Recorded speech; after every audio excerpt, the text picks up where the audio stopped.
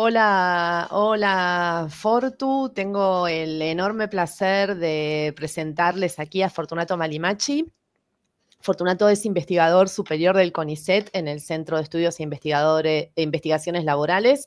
Es también profesor emérito de la Universidad de Buenos Aires, fue decano de la Universidad de Buenos Aires y sus investigaciones se centraron y se centran todavía sobre los temas de grupos religiosos, catolicismo desde una perspectiva histórica, siempre destacando la perspectiva histórica y comparativa. Desde hace algunos años, además, es uno de los fundadores del CIMI, del Centro Internacional sobre Globalización y Sociedad, que tenemos en el CEIL con la Universidad de Shanghái, y ha sido invitado a varias universidades en América Latina y en el mundo. Fortunato además fue presidente de la Asociación de Cientistas Sociales de la Religión del Mercosur, tiene el grado de caballero de la República Francesa, el diploma de 18 árboles en los montes de Jerusalén, así que estamos hablando con un gran pensador, con un intelectual que se dedicó sobre todo a pensar la sociedad desde una perspectiva única, vamos a decir. Por eso, la primera pregunta que tenía para hacerle a Fortunato es cómo surgió cómo empezó la idea de pensar la sociedad, porque no era en principio el lugar en donde vos estabas, ¿no? En principio tenías que armar otras cosas y no pensar la sociedad. Exactamente. Pensar la sociedad, sí. Lo que tenía otra cosa era suponía que lo tenía que hacer desde la ingeniería química y desde Bahía Blanca, donde yo vivía, estaba. Pensar la sociedad sí venía porque al participar en diversos grupos católicos que tenían un método que se llamaba ver, juzgar y actuar, era la idea que ese compromiso católico tenía que conocer lo que pasaba, inscribirlo en una cierta tradición cristiana y después había que hacer. Y entonces eso estaba, innegablemente. Lo que sucede es que una cosa es la actividad que uno realiza y eso me permitió a mí que estando en ingeniería química, estar en un grupo de jóvenes que se reunían a nivel de Bahía Blanca, después a nivel de la región y después a nivel del país y a nivel latinoamericano y a nivel mundial. Entonces, en varios años, en la década de los 60, cuando yo empecé la facultad, en el año 68, dictadura, si la había, bueno, juntándonos, empezaban las actividades políticas y sociales en la universidad, y siempre la pregunta era la misma, ¿no? Bueno, cómo hacer para que los demás se incorporen y cómo tratar que las cosas que uno hace duren en el tiempo. Vamos a poner ahí. La ingeniería química me ayudaba de alguna manera para entender los procesos más físicos, químicos, naturales, pero innegablemente yo ya había hecho también sociedad y Estado, había hecho historia, había hecho materias de economía que se llamaban en aquel momento materias optativas. Y pasaron cosas, como uno dice, yo en el 72 hice el servicio militar obligatorio, me tocó el sur argentino, Río Gallegos. Ahí fue importante también porque era estar con gente de tu edad, casi todos del sur argentino, con visiones muy distintas de lo que pasaba en el país, en Argentina. Y me tocaron dos momentos muy, muy significativos por los meses de acuartelamiento, que fue cuando se tomó en Trelew el aeropuerto por la gente que estaba presa, sobre todo militantes de las organizaciones revolucionarias, y ahí como un mes esperando a ver si los subversivos llegaban a Río Gallegos, y a los pocos meses era el regreso de Perón. Eso fue en agosto, en noviembre, otra vez, un mes antes y un mes después, esperando el que pasaba, y ahí descubrir también mucho la cantidad de jóvenes que eran peronistas o de sensibilidad peronista, algo que en la Universidad del Sur en la década del 60 había poco y nada. Y ya el 73 el regreso, Bueno, ya ahí las actividades de ingeniería química yo las había hecho bastante rápida, primero, segundo, tercer año, pero después, el 73, fue la preocupación qué hacer con la universidad, qué significaba un nuevo gobierno peronista. Yo viajé varias veces otra vez a Buenos Aires para las reuniones previas a la elección de los que iban a ser las autoridades, juntarme con otra gente, ya y ahora desde la juventud peronista, la juventud universitaria peronista, y la idea de Bahía Blanca tratar de transformarla también, ¿no? En la universidad, por supuesto, y en el resto de la sociedad. Y ahí también, ahí ya fue para mí una experiencia más importante porque viajé a Chile de Allende y después al Chile de Pinochet, viajé a Perú, viajé a Brasil y ahí, bueno, también descubriendo América Latina desde otras perspectivas, de gente que la quería transformar y la quería transformar, uno empieza a darse cuenta desde diversas concepciones, pero a su vez desde diversas realidades, es decir, a Chile para mí nada que ver, Perú, estar en el Perú viviendo también, Brasil. Y ahí sí una gran pregunta era decir, pero bueno, es cierto que es América Latina y es cierto a su vez que hay situaciones muy distintas. Yo del 75 al 78 recorrí toda América Latina, viajé a casi todos los países de América Latina, de México a menos a la Argentina, que no podía venir por la dictadura, y ahí también descubrir lo que había, las diferencias, las distintas posturas. La gran pregunta en el 73 es, ¿qué había pasado en Chile? ¿Por qué había caído Pinochet? Después, perdón, Allende había llegado a Pinochet. ¿Y por qué el apoyo a Pinochet de tantos grupos? Y en el Perú vivir 75, llegamos con Velasco Alvarado y también cae Velasco Alvarado. Sigue otro gobierno militar, pero también, ¿por qué cae Velasco Alvarado? ¿Y por qué seguía la dictadura en el Brasil? ¿Y por qué México era algo distinto? Bueno, todo eso me parece una gran preocupación.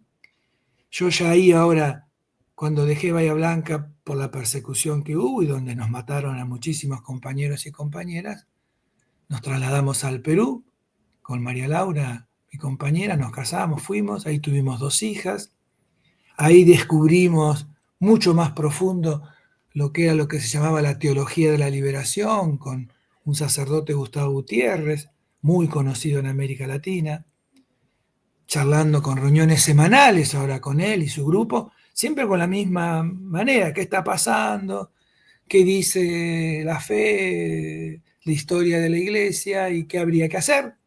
Ya no desde sectores dominantes, como no podía hacerlo en Bahía, sino acá era muy fuerte de sectores populares. Entonces aquí la enorme discusión, ¿cuáles eran los sectores populares?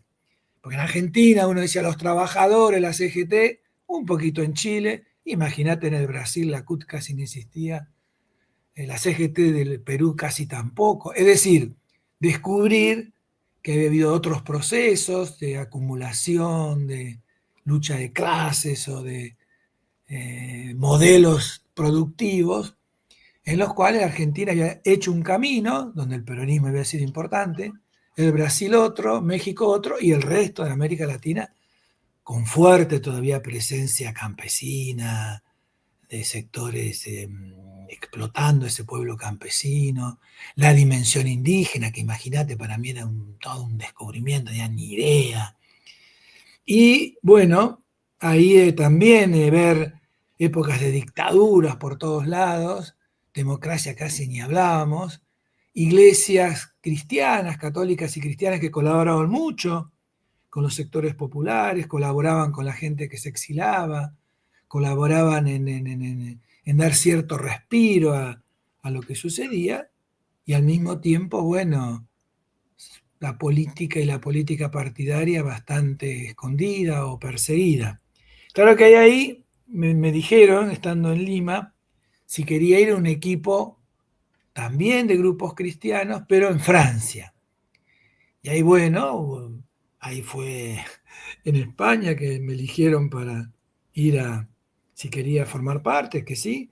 Y ahí formando parte en Francia, ahora con un equipo que había alguien de Ghana, del África, alguien de Australia, alguien de España, y junto con otros colegas que había alguien de Filipinas, alguien de India, o sea, vivir una internacionalidad ahora, en las cuales la reflexión era muy parecida. ¿Qué pasa en el África? ¿Qué pasa en el Asia? ¿Qué pasa en América Latina? ¿En Europa? Y sin embargo, las diferencias eran fantásticas. Digo, las palabras que usar. Uno creía.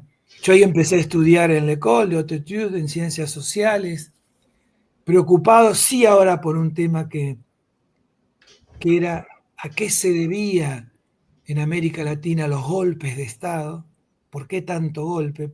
Mucha charla con Alain Rouquier, me acuerdo que era profesor.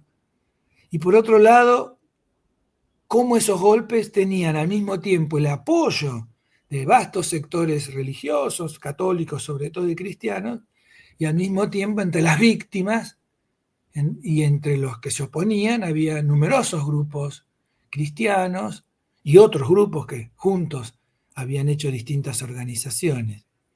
Y ahí me Porque fui al parece África. ser, eso, te iba a preguntar, que parece ser que hay algo entre ese salir del lugar de uno y salir y ver, conocer otras experiencias, que después termina convergiendo en la construcción de una perspectiva o de una mirada más conceptual, más teórica. Es cierto, digo, porque al principio era todo descubrimiento. Mi primera vez en el África fue en el 79. Voy a un país, Gabón, chiquitito, chiquitito, que sigue estando la misma familia hasta hoy en el gobierno. Dije, voy a la universidad, me juntan, habrá 25 profesores. Digo, y el resto no, digo, hay solo 25 profesores, 500 estudiantes. ¿Y cómo? Bueno, un pequeñísimo grupo accedía a la universidad, y después ir a la Costa de Marfil, y después ir al Senegal, y después ir al Chad, y después ir al Benín. Digo, ¿qué mundo? Y uno hablaba del tercer mundo, y decir, bueno, bien, bien, es cierto, pero hay experiencias históricas muy distintas que hay que tenerlas en cuenta. Ahí fue otra vez, era, ¿qué significaba hablar de clase social en el África?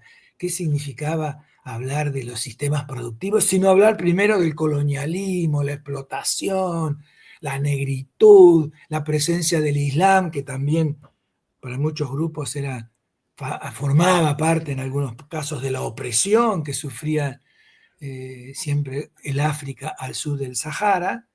Y hay también otra gran preocupación. Esto es fruto de esa explotación capitalista, pero sin el colonialismo no puede explicarse.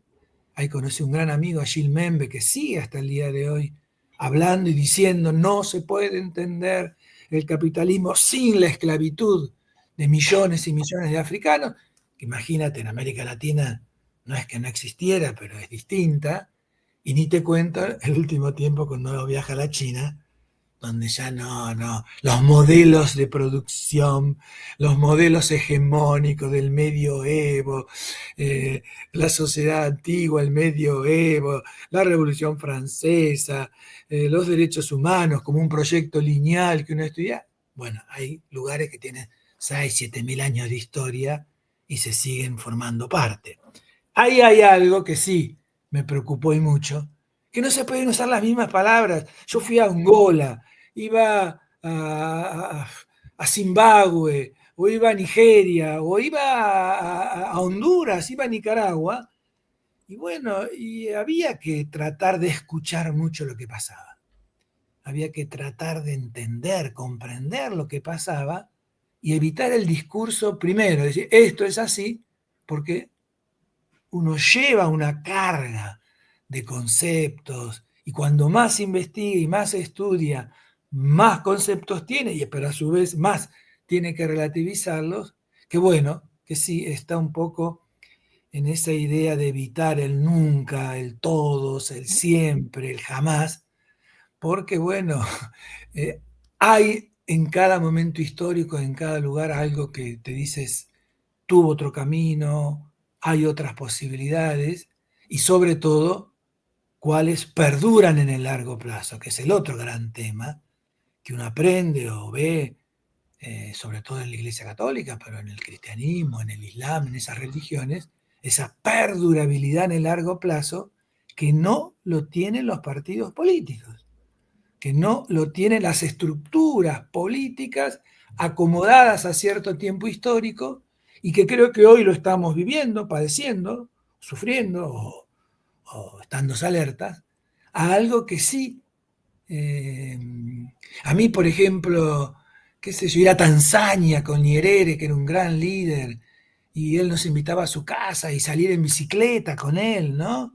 Yo decía, pero bueno, y sin embargo después con el tiempo yo dije, Tanzania es uno de los países menos desiguales del África, y al ser de los menos desiguales, o tratar la desigualdad como un problema central, es lo que le permite perdurar, y perduran algunas de esas experiencias, ¿no?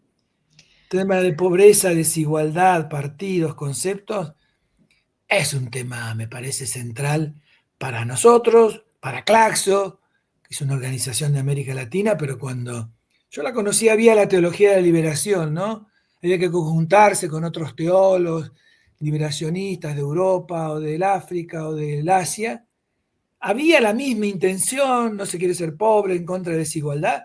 Sin embargo, después la manera de comprenderla, la manera de actuar era distinta.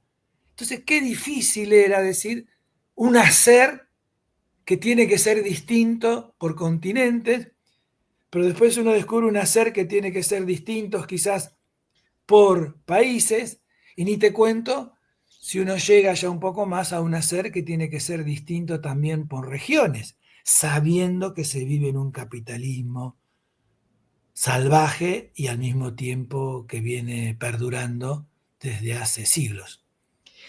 Fortu, esta mirada comparativa es como que toda esta experiencia te llevó y te metió de cabeza en una especie de comparación permanente para pensar las sociedades y para pensar la acción sobre estas sociedades. Y te quería preguntar por uno de los temas que venís reflexionando desde hace rato, que tiene que ver el de las modernidades múltiples. Es decir, sí, capitalismo existe para todo el planeta, también es cierto que ese capitalismo en cada región, en cada país, asume un rostro diferente, se encarna en agentes diferentes. Entonces, me parece muy interesante esta idea de cómo vos retomás la reflexión sobre las modernidades múltiples para América Latina y te quería preguntar sobre ello. Claro, a ver, mi avidez es encontrar maneras de comprender el capitalismo en sus diversas expresiones. Por eso algunas maneras de verlas muy rígidas no es que no me gustan, pero no me daban. Entonces encontrar, sea primero en el tema de lo cultural.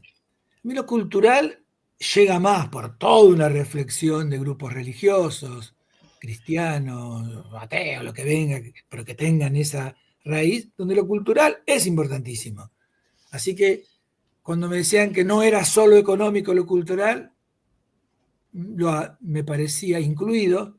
Por eso la lectura de Gramsci era interesante, abonaba a todo esto, pero mi lectura de él era ver también un señor que decía, che, pero si yo quiero conocer Italia y quiero conocer el sur de Italia y quiero conocer por qué la gente en Italia hace lo que hace, tengo que conocer la Iglesia Católica. Ah, dije, y para mí eso era casi lo principal de la lectura de él.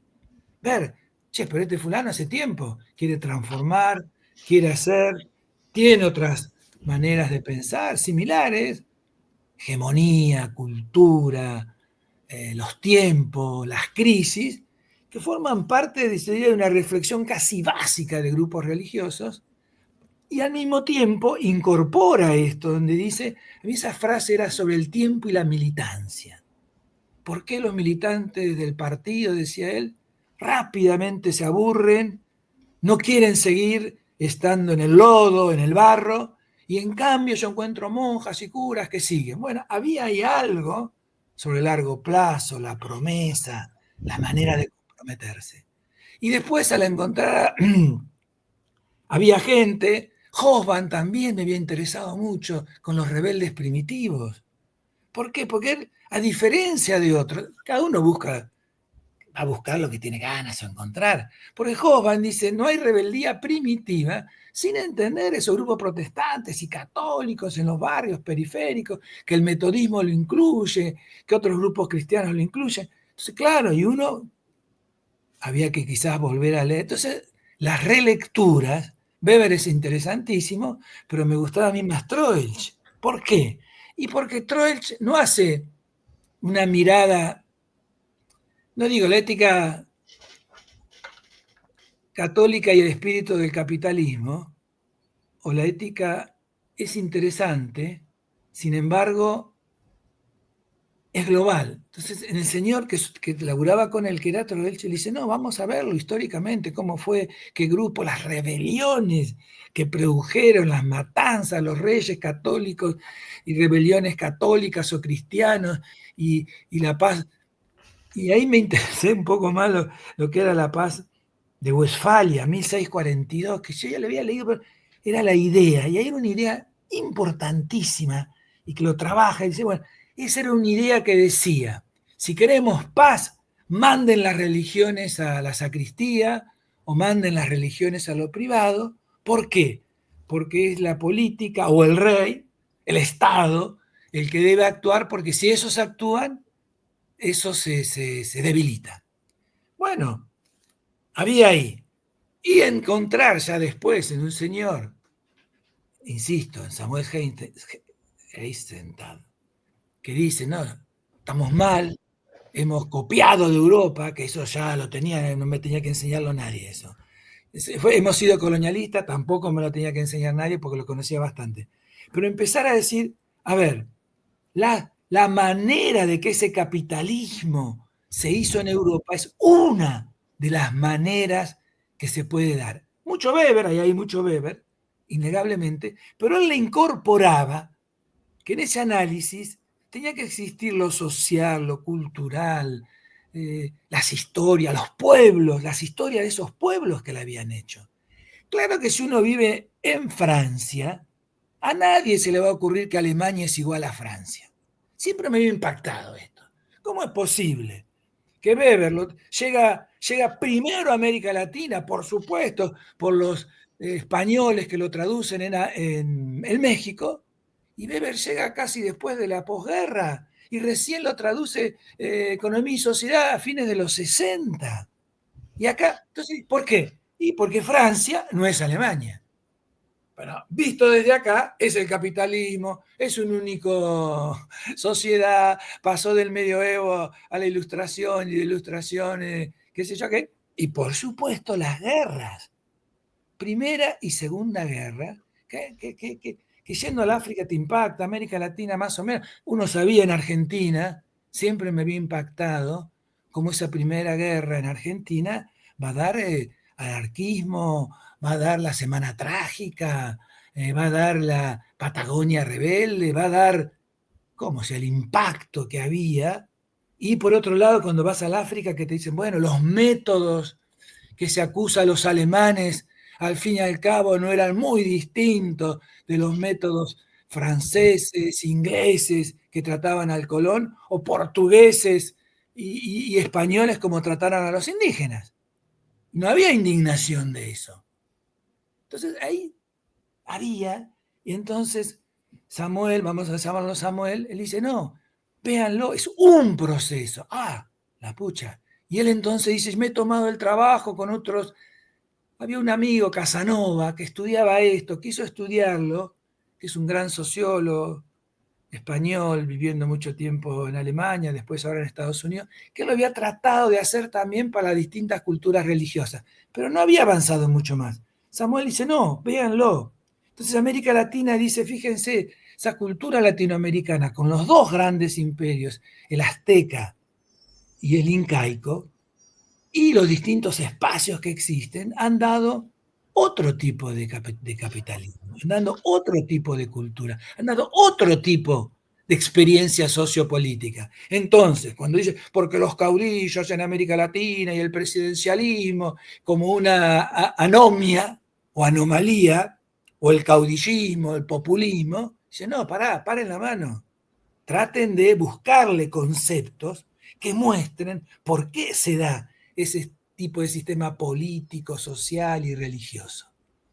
Al África dice lo mismo, para el Asia lo mismo, e invita a descentrar la mirada. Ahora, para las ciencias sociales es muy complicado esto, porque las ciencias sociales, que queremos salir de la filosofía, nacemos justamente explicando o buscando palabras al proceso de industrialización europeo.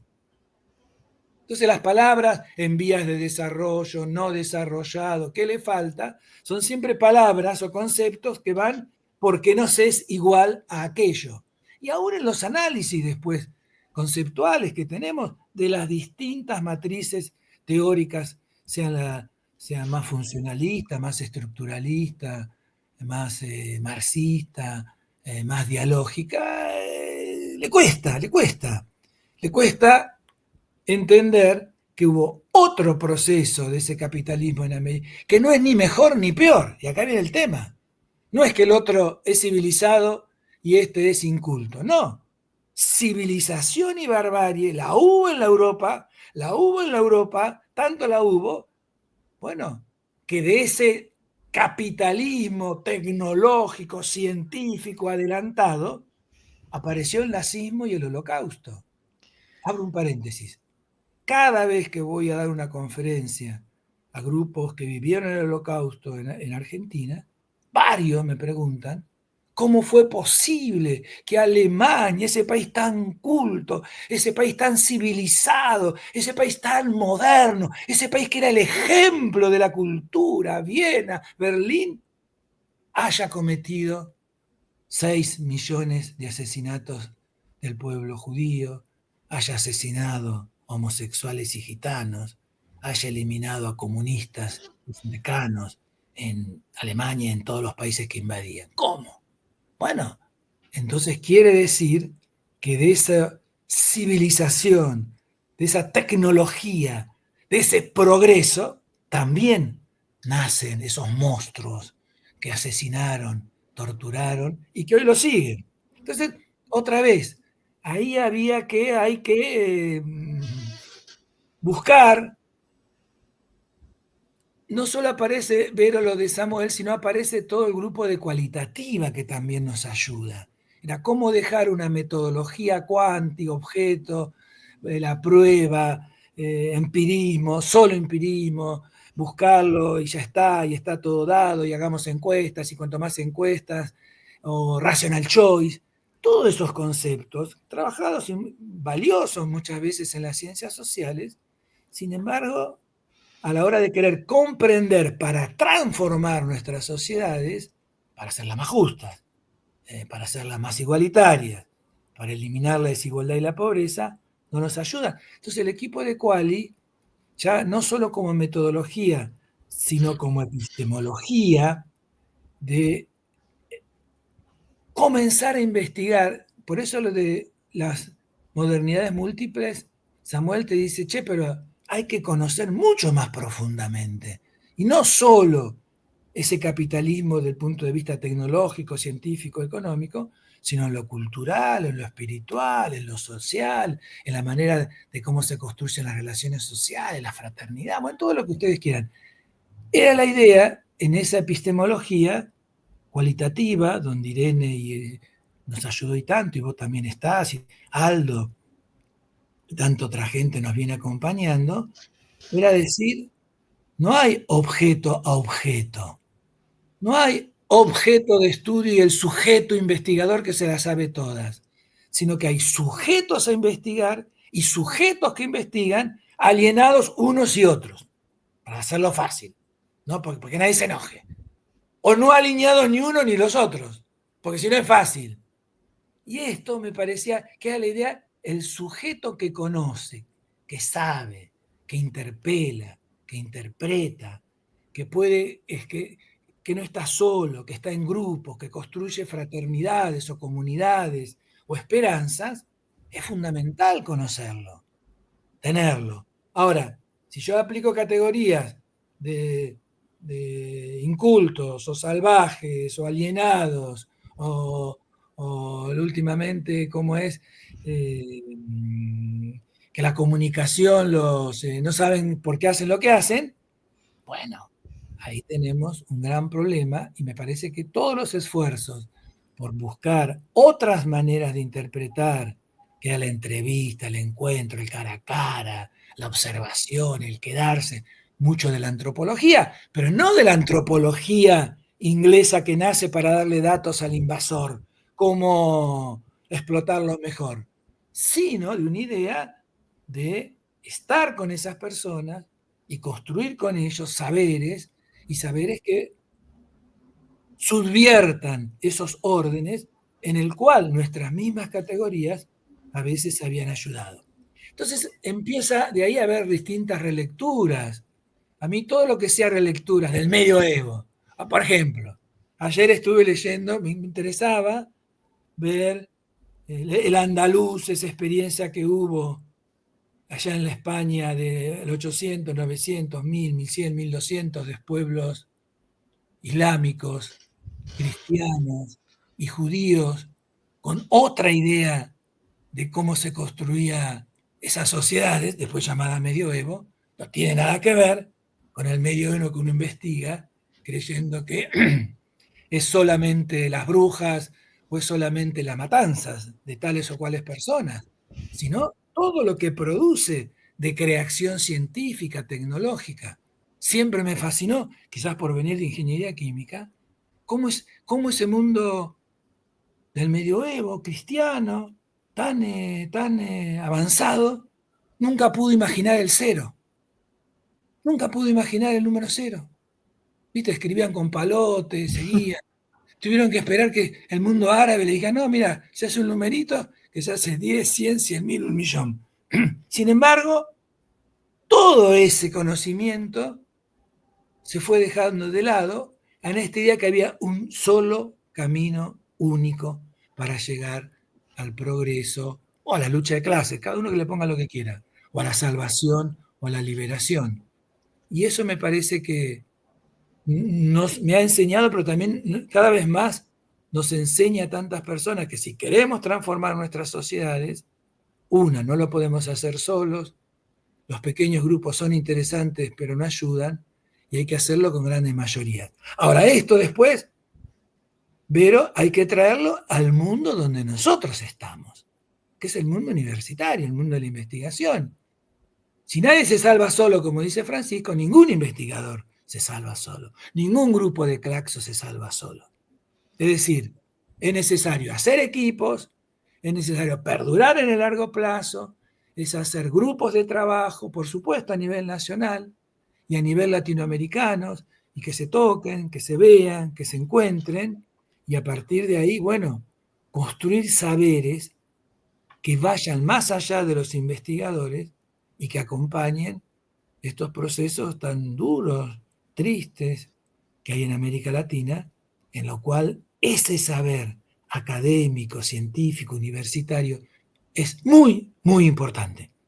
Bueno, Ahora, porque Fortu, es también otra de las características tuyas que siempre funcionaste como un gran armador de equipos. Y a mí me parece interesante esto de buscar la mirada, porque una vez que vos encontrás esta mirada epistemológica de rescate del otro, que además me resulta interesante esto de pensar, y vamos a resaltarlo de nuevo, que surge, casi diría, surge de la experiencia y después va deviniendo, se va consolidando como mirada, como epistemología, como teoría sobre sobre los sujetos, sobre las sociedades y sobre los colectivos. Pero eso también vos lo llevaste a vamos a decir, una transformación importante en un subcampo de la sociología, que es la sociología de mirar las religiones, hasta el punto que hubo como una suerte de cambio de mirar a las religiones desde adentro de las instituciones, que era como se venía mirando, ¿no? Los que estudiaban las religiones, la Iglesia Católica, eran los sacerdotes que contaban cuántos católicos hay por aquí, cuántos católicos hay por allá, qué pastorales podemos hacer. Y cómo también con la consolidación de esa mirada surge una mirada que es una mirada desde la ciencia, de esos espacios religiosos, pero que además es profundamente latinoamericana porque discute con aquella idea europea que, bueno, que hay una secularización, una laicidad que va a seguir un modelo que es el modelo de 2 o 3 países de Europa occidental y que propone una mirada que está profundamente anclada en el conocer la experiencia de los pueblos latinoamericanos. Entonces, que además en los que la religión estuvo presente siempre y no como una mirada institucional necesariamente. Así que ahí iba mi siguiente pregunta. ¿Cómo vos construís a partir de esta mirada de la sociología histórica una mirada sobre la religión? Bien. Como uno dice, las tesis algo dicen. Yo mi tesis era entender ese vínculo de larga data entre las Fuerzas Armadas, la Iglesia Católica, no solo en Argentina, en varios países de América Latina. Primero fue eso. Para eso había que ir a buscarla en el largo plazo, siempre historizar para mí es central, sea el hecho que sea. Pero ¿por qué hay que historizar? Porque hay una comprensión que ese presente, más allá de los jóvenes, más allá de lo generacional, más allá, tiene carga, tiene presencia, tiene densidad, humus, a ver la palabra que cada uno quiera, trama, urdimbre, de lo que se han vivido generaciones anteriores. En esta idea de una historia que a su vez hace promesas en el presente. Esas promesas del presente se entienden con las equivocaciones o los problemas o los errores del pasado y tiene también utopía, tiene futuro. A mí esto estaba. Entonces digo, si yo no puedo comprender, no podemos comprender por qué ese vínculo tan estrecho, todavía para mí el tema del Estado no estaba tan metido. No estaba. Después me di cuenta que había más Estado que... Es decir, uno salía de lo institucional, como bien vos decís, a tratar de ver, ¿no? Entonces ese mundo religioso, ese mundo católico, no era solo obispo y cura, eran movimientos. A su vez, ese mundo era cultura. A su vez, ese mundo era donde muchísimas personas pasaban por esos mundos y después se iban a otros mundos. Y ahí venía el tema. Cuando uno después, esta pregunta, si uno la tiene presente, es importante para conocer después las trayectorias y por qué se dice lo que se dice, por qué se hace lo que se hace. En el campo, en el tema de ese vínculo con los militares, era ver lo que en Argentina, y casi te diría en América Latina, ese fin del siglo XIX, principio del XX, fuertemente liberal, aristocrático, oligárquico, es gente católica, pero de un catolicismo para el espacio de lo privado, un catolicismo para el templo, un catolicismo, en todo caso, de Dios, patria y hogar, ponele para hablar en términos, un catolicismo que regule, que ordene en la vida privada y que eso va a ordenar en la vida pública. ¿Cuál es el interesante de todo esto? Es ver que fin del siglo XIX, ese catolicismo, que también sufre en Europa a su manera, pero no como el de acá, porque lo primero después que había que ver, cuando yo estaba en Francia me decían, bueno, ¿cómo son las 20.000 parroquias que construyeron el reinado de Francia y después los reyes y después la revolución y después lo que es Francia, qué sé yo, la France catholique, desde Juana de Arco hasta De Gaulle, pasando por Giscard d'Estaing o pasando por otros más, o hasta hoy. Pero aquí las miles de parroquias no existían, ni en Perú, ni en México, menos que menos en Argentina. ¿Pero por qué? Porque ese catolicismo que llega a América Latina allá por el 1500, que invade, que tuerce, que destruye culturas, es un catolicismo de poca gente, de poco especialista religioso. Tampoco que hay que traerlos de España, de Estados Unidos, de Bélgica, de Alemania, de Italia, y que en el largo plazo fabrica poco especialista local, salvo en México, salvo en Colombia y salvo en Argentina, hasta los últimos decenios, la mayoría de esos especialistas son extranjeros.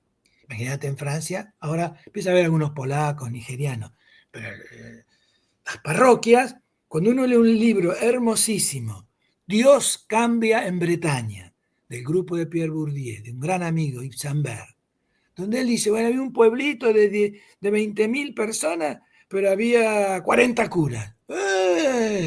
Imagínate el control que ejercía eso, jamás se dio en América Latina. No porque no quisieran, porque no pueden, no pueden. Entonces, ese catolicismo del principio del siglo XX ve también eso y dice, che, acá tenemos que seguir de otra manera. Tomemos distancia de estos católicos liberales, que a su vez son de grandes familias, y vamos hacia otro lado, a un catolicismo que, bueno, que esté más cerca de lo popular, pero popular entendido también muy fuertemente antiliberal y muy fuertemente antisocialista, anticomunista. Entonces, ahí vos vas viendo que empiezan a aglutinarse, empiezan a presentarse, empiezan a construir parroquias. El libro que sostiene esta notebook es el libro La Argentina Católica, escrito en el año 1932. Acá no se puede escribir la Argentina Católica del 1880. No hay Argentina Católica del 1810. No existe. Cosa que si uno estuviera en Francia, te las irían diciendo. Cuando digo Francia, España, Alemania, Bélgica, Italia. Acá no. Entonces empiezan e encuentran que uno de esos grandes actores, porque es la idea de la antipolítica también, de la antipolítica partidaria, encuentra que entre esa antipolítica partidaria hay otro gran actor que son las Fuerzas Armadas, a las cuales esas Fuerzas Armadas también tenían muy poco vínculo con ese mundo católico, sobre todo fin de siglo. Por algo, el general Roca es el que echa al nuncio en Argentina. En otros países de América Latina no pasa, acá lo echan una vez y después viene el gobierno de Marcelo T. de Alvear y después que echa otra vez al nuncio, mostrándote que esos tipos que venían de Roma no los querían tanto a nivel de los partidos políticos y del Estado. Al mismo tiempo empieza a haber un catolicismo que busca más presencia en esos mundos, por eso el gran periodiquito católico se llama El Pueblo. Se llama El Pueblo. Y los que vas a encontrar por otro lado se va a llamar El Trabajador, La Modista, no se llama Orden y Progreso. Eso lo dejan para el mundo liberal. Pero tampoco se llama Dios, Patria y Hogar, que era de pequeños grupitos. Entonces ahí hay un mundo católico que crece, se desarrolla, con distintos movimientos, con muchos problemas con la institución. Entonces acá me viene otro gran problema metodológico. Para los que hacemos historia social o sociología histórica, ¿cuándo uno toma un movimiento? Lo toma con los que quedan, se preocupa de los que dejan lo han dejado, sigue. Historia del peronismo. Historia para hablar de historia del peronismo. Se puede hacer historia. Resulta que uno hace historia del peronismo y cuando uno dice, bueno, pero el peronismo en las elecciones, sea en el 46, sea en el 52, nunca fue solito. ¿Cómo? Y sí, se fue Perón Quijano. Y después, en el 73, cuando volvió, era Cámpora y Solano Lima. Imagínate, para los que veníamos de una tradición más popular, trabajadora. ¿Y por qué? Porque no se piensa solo, se piensa con otro. Entonces, ¿cómo hago yo la historia de eso? ¿Es hacer solo la historia de las unidades básicas, que van a ser tardías? ¿Es la historia del movimiento obrero? ¿Es la historia, recién ahora, Vero, tenemos una historia de las mujeres que entraron al peronismo, que fueron diputadas y senadoras? Recién la estamos conociendo gracias al esfuerzo. Y ahí venía, gracias que en la sociedad la presencia de la mujer y de la mujer militante y de la mujer que transforma aparece, alguien dijo, che, pero acá hubo mujeres. Y en su mayoría eran peronistas. Olvidadas, ultrajadas, desde el 55 en adelante. Entonces, ¿cuándo empieza? ¿Y por qué es tan importante? Tan importante porque llega un gobierno como el actual que quiere reivindicar a las Fuerzas Armadas y te habla de la memoria completa, pero no te dice nada de los asesinados en el 55, asesinados después del 55 hasta el 73, los 30.000 detenidos desaparecidos. ¿Por qué? Y porque la manera de querer construir es pararse o en una edad de oro, que es la que hace el actual presidente argentino. Sí, porque la generación del 80, que asesinaron y masacraron a miles y miles de peones, de trabajadores, de pueblos indígenas. No es que se olvida, no. Esa construcción va por ese lado. Entonces, nos parecía interesante, así como uno, porque cuando uno, esto que le estoy diciendo del catolicismo y de la institución católica, hay que hacerlo para el resto de las cosas que uno investiga. Para el Ahí, Perú, Fortu, ahí iba mi siguiente pregunta, porque vos venís trabajando con una idea de relación entre religión, grupos religiosos y política desde el catolicismo, en donde, sobre todo en Argentina, pero también en América Latina, hay una marca fuerte de lo plebeyo, ¿no? Y mi pregunta es, ¿cómo se da esta relación entre política y grupos religiosos, ya más trayendo hacia el presente, ¿no? Qué otros actores aparecen? ¿Cómo se relacionan con los actores que existían antes? hay una, en América Latina, digo, esta experiencia de la teología de liberación tiene otras experiencias de los nacionalismos brasileño, católico, peruano, mexicano, chileno, en el cual esos catolicismos están presentes, innegablemente están presentes de una mirada más conservadora. Ahora, esos mismos, en un cierto momento, esos nacionalismos sirven y están presentes en América Latina para decir, no, go away, United States, go home. You are WASP, you are white, Anglo-Saxon and Protestant. Es decir, hay también, y por eso es tan interesante, por eso algunos compañeros cuando investigan ven, pero este tipo es medio reaccionario, pero, por eso digo, el pero es un concepto a desmenuzarlo. ¿Cómo puede ser que vos al mismo tiempo estás en contra de los Estados Unidos? Y porque sos muy católico, esos son protestantes. Mm. Bueno, saxo, anglo, saxo. Y si te pones un poquito más todavía, ciertos sectores sobre todo de la burguesía agrícola ganadera, son competidores. Y ni te cuento con los militares que han tenido otra formación en el caso de los argentinos y de otros países de América Latina. Entonces encontrás ahí la idea de patria grande,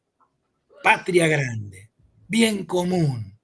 Son conceptos que no vienen ni del mundo liberal, ni del mundo socialista o comunista, y vienen, sí, de ese mundo católico cristiano que se siente que hay ahí una comunidad a la cual pertenecer. Entonces, en el caso de la política, ¿qué va viendo uno?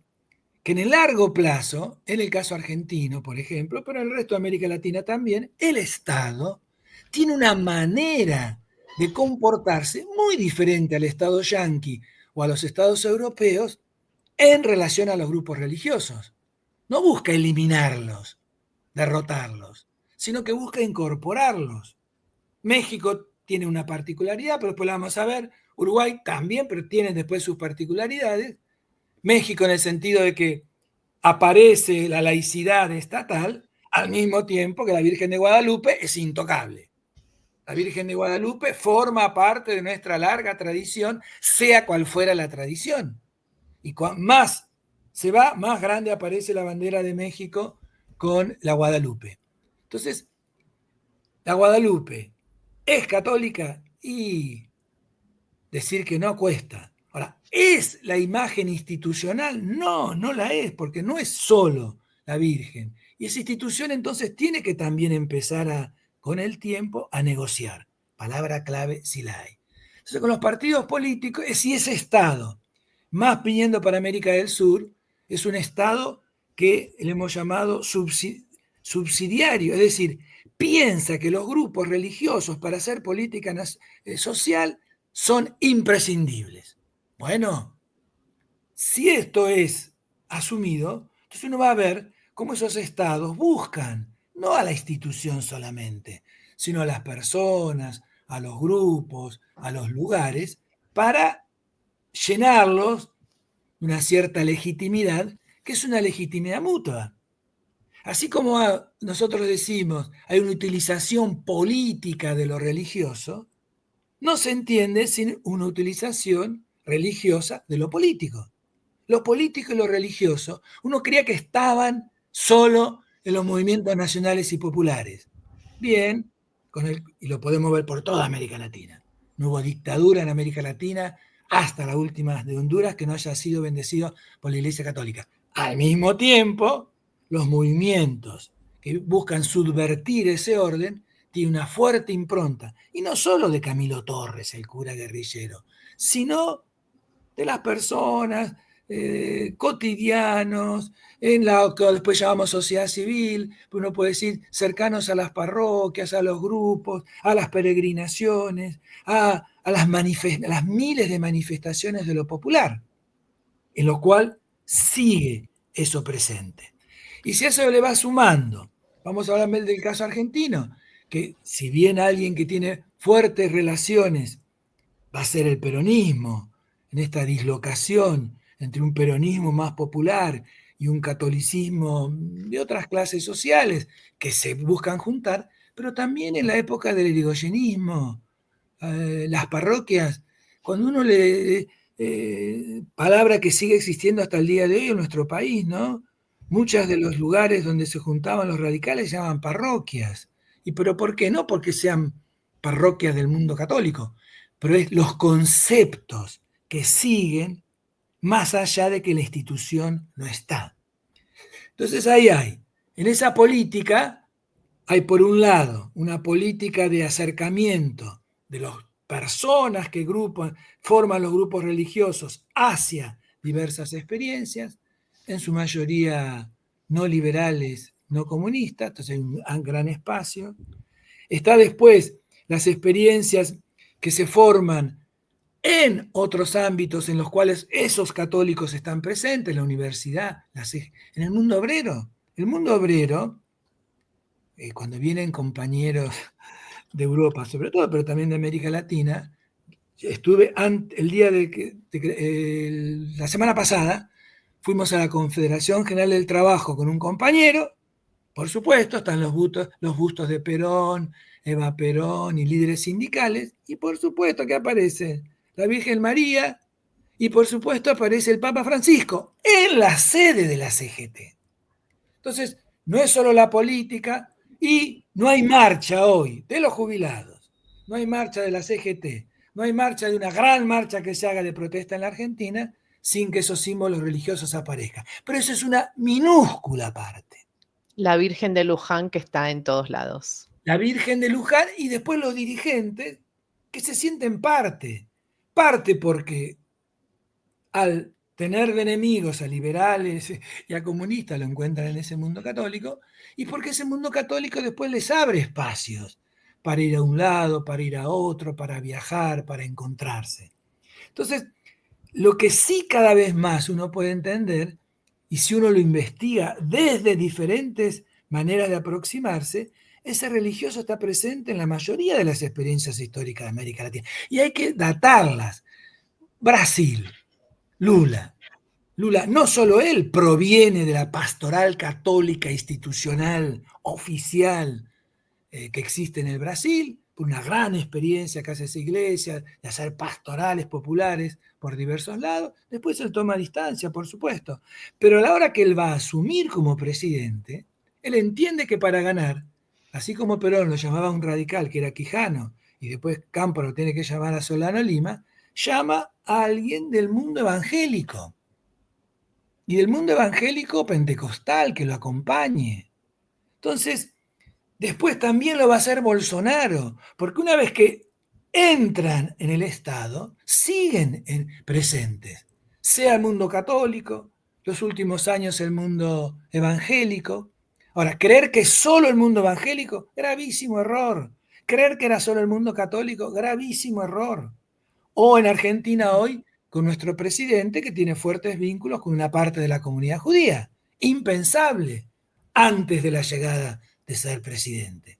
Entonces, tenemos que acostumbrarnos a comprender América Latina hoy y analizarla también en el largo plazo, cómo esa presencia de grupos religiosos, sea en la cultura, sea en el Estado, sea en los partidos, sea en las organizaciones.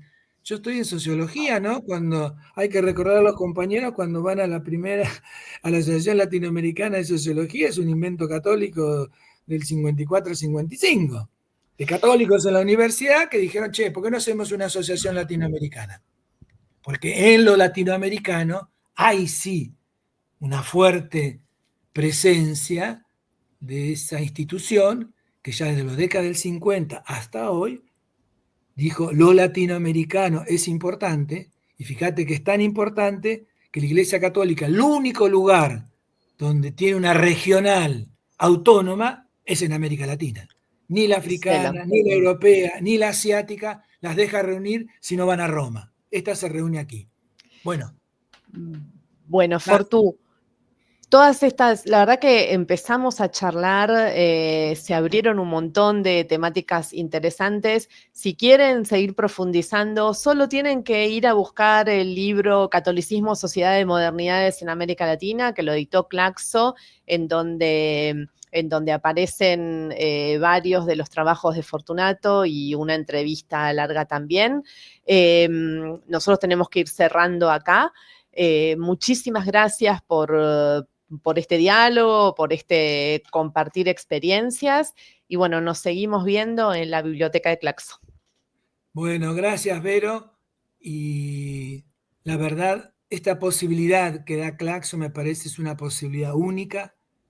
Nosotros, nuestro grupo de trabajo desde hace años en Claxo y en otros, no solo el de sociedad y religión, sino en otros también. Y me parece que el desafío ese de insertarnos, producir, sumar, bueno, hoy por hoy es muy necesario porque nos muestra una larga historia de América Latina que no hay que dejarla, no hay que abandonarla, y bueno, y construir la nuestra que vale la pena.